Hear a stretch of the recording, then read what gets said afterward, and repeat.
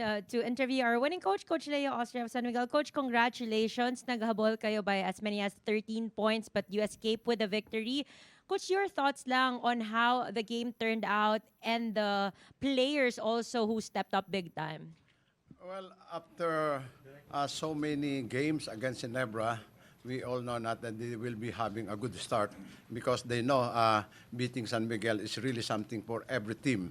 And we addressed that to our players. And they have a good start. And I thought na it will go all the way, but because of the experience of the player against Ginebra and they fight back and they were able to cut the lead and tie the score, and then in the second half meron na naman silang run, and then we're able to catch up and take the lead, and then another catch up nila naka-all, and then possible na makalaman, but God is on our side. Medyo nag-miss Brownlee sa free throws, and then we're able to capitalize on that. And it's a nice game. It's a tough game for both of us because they know the importance of this game.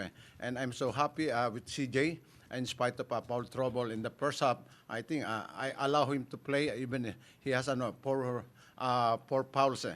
And that's the confidence I'm giving to a lot of players. As long as they are focused and composure nila na andon, I think there's nothing wrong with them.